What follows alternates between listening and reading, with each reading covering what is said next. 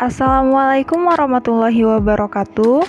Saya Sri Wayuni, mahasiswa Prodi Hukum Ekonomi Syariah semester 2. Pada video kali ini, saya akan membahas tentang hukum pidana, yang mana video ini saya buat untuk memenuhi ujian akhir semester 2 pada mata kuliah Pengantar Hukum Indonesia yang diampu oleh Ibu Ratna Susanti.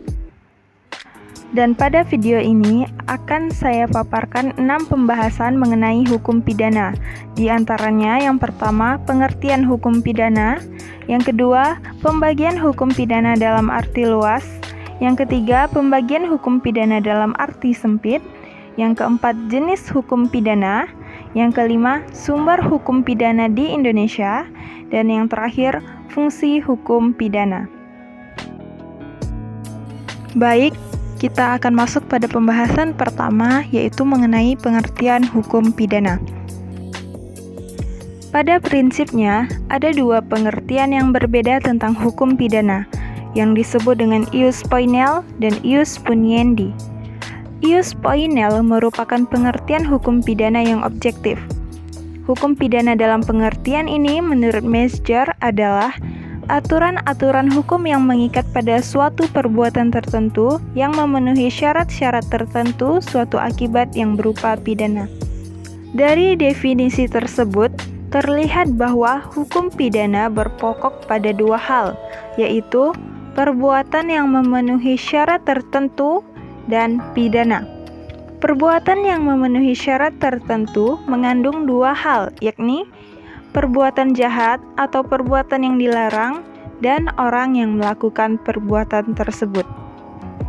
Sementara itu, pengertian hukum pidana ius puniendi atau pengertian hukum pidana subjektif memiliki dua pengertian yang terdiri dari pengertian secara luas dan pengertian secara sempit. Dalam pengertian luas, ius puniendi adalah berhubungan dengan hak negara atau alat-alat perlengkapannya untuk mengenakan atau menentukan ancaman pidana terhadap suatu perbuatan. Sedangkan dalam artian sempit, ius puniendi yaitu hak negara untuk menuntut perkara-perkara pidana, menjatuhkan dan melaksanakan pidana terhadap orang yang melakukan tindak pidana. Hak yang sifatnya khusus ini memastikan bahwa hukum pidana termasuk dalam ranah hukum publik. Pembahasan kedua yakni pembagian hukum pidana dalam arti luas. Uraian tentang hukum pidana objektif pada pembahasan sebelumnya melahirkan beberapa istilah yang dikategorikan sebagai hukum pidana, sekaligus juga menunjukkan adanya pembagian hukum pidana dalam arti luas. Pembagian hukum pidana dalam arti luas terdiri dari 1. Hukum pidana material, 2. Hukum pidana formil atau hukum acara pidana, yang ketiga hukum pelaksanaan pidana atau strafvolstrekungsrecht. 1. Hukum pidana material. Hukum pidana material atau sering disebut hukum pidana substansif atau sering juga disebut dengan istilah hukum pidana saja adalah perbuatan-perbuatan yang tidak boleh dilakukan, yang dilarang, dan diancam dengan pidana bagi barang siapa yang melanggar larangan tersebut. 2. Hukum pidana formil atau hukum acara pidana.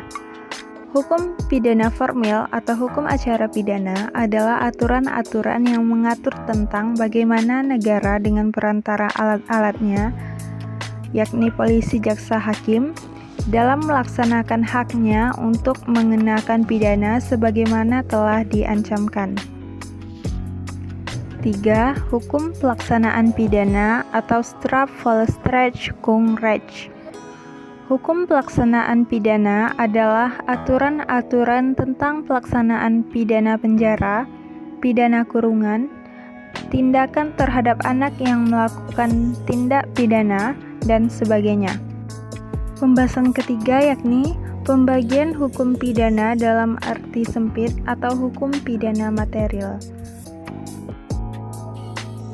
Pembagian hukum pidana dalam arti sempit berdasarkan wilayah keberlakuannya terdiri dari 1.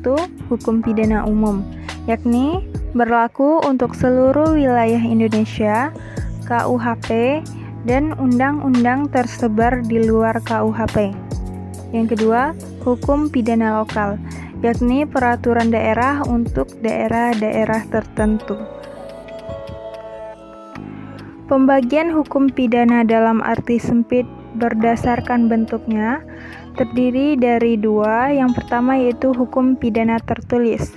Hukum pidana tertulis itu sendiri juga terbagi dalam dua bentuk. Yang pertama, hukum pidana dikodifikasi, yakni berupa Kitab Undang-Undang Hukum Pidana atau KUHP, dan hukum pidana yang tidak dikodifikasi, atau tindak pidana khusus yang diatur dalam undang-undang tersendiri, seperti Undang-Undang Tindak Pidana Ekonomi, Undang-Undang Pemberantasan Tindak Pidana Korupsi, Undang-Undang Tindak Pidana Pencegahan dan Pemberantasan Pencucian Uang, Undang-Undang Kekerasan dalam Rumah Tangga, dan sebagainya.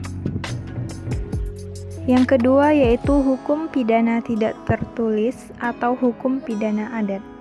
Hukum pidana adat adalah hukum yang berlaku hanya untuk masyarakat-masyarakat tertentu saja. Selanjutnya masuk pada pembahasan keempat mengenai jenis-jenis hukum pidana. Jenis hukum pidana yang pertama yaitu hukum pidana umum. Hukum pidana umum adalah hukum pidana yang berlaku untuk setiap orang. Sumbernya ada dalam KUHP atau Kitab Undang-Undang Hukum Pidana. KUHP sendiri terdiri dari 3 buku. Buku pertama tentang ketentuan umum dari pasal 1 hingga pasal 103, buku 2 tentang kejahatan dari pasal 104 hingga pasal 448, dan buku 3 tentang pelanggaran dari pasal 449 hingga pasal 569. Jenis hukum pidana yang kedua yaitu hukum pidana khusus atau Bijzonderstrafrecht. Hukum pidana khusus adalah aturan-aturan hukum pidana yang menyimpang dari hukum pidana umum. Penyimpangan ini terkait dengan ketentuan tersebut hanya untuk subjek hukum tertentu atau mengatur tentang perbuatan-perbuatan tertentu, seperti hukum pidana tentara, hukum pidana fiskal, hukum pidana ekonomi, dan hukum pidana politik. Kita masuk pada pembahasan kelima, yaitu sumber hukum pidana di Indonesia. Sumber hukum pidana di Indonesia yang pertama yaitu KUHP atau Kitab Undang-Undang Hukum Pidana. KUHP sebagai sumber utama hukum pidana Indonesia terdiri dari buku 1 bagian umum, buku 2 tentang kejahatan, buku 3 tentang pelanggaran, dan Memorie van toelichting atau MVT atau penjelasan terhadap KUHP. Penjelasan ini tidak seperti penjelasan dalam Perundang-undangan Indonesia. Penjelasan ini disampaikan bersama rancangan KUHP pada Tweede Kamer atau Parlemen Belanda pada tahun 1881 dan diundang tahun 1886. Sumber hukum pidana di Indonesia yang kedua yaitu undang-undang di luar KUHP yang berupa tindak pidana khusus, seperti Undang-Undang Pemberantasan Tindak Pidana Korupsi, Undang-Undang Pemberantasan Tindak Pidana Pencucian Uang, Undang-Undang Tindak Pidana Ekonomi, Undang-Undang Narkotika, Undang-Undang Kekerasan dalam Rumah Tangga.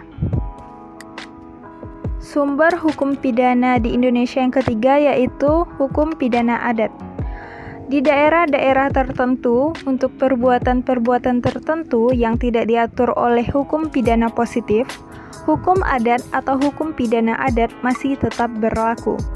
Keberadaan hukum adat ini masih diakui berdasarkan Undang-Undang Darurat Nomor 1 Tahun 1951, Pasal 5 Ayat 3 Sub B. Selanjutnya kita masuk pada pembahasan terakhir yaitu fungsi hukum pidana. Menurut Sudarto, hukum pidana memiliki fungsi umum dan fungsi khusus. Fungsi umum hukum pidana adalah untuk mengatur hidup kemasyarakatan, dan menyelenggarakan tata dalam masyarakat.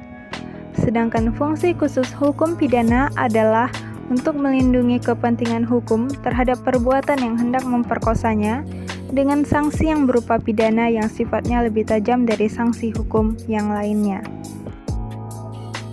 Sekian presentasi video dari saya mengenai hukum pidana. Apabila ada kesalahan dan kekurangan, saya mohon maaf. Saya ucapkan terima kasih dan wassalamualaikum warahmatullahi wabarakatuh.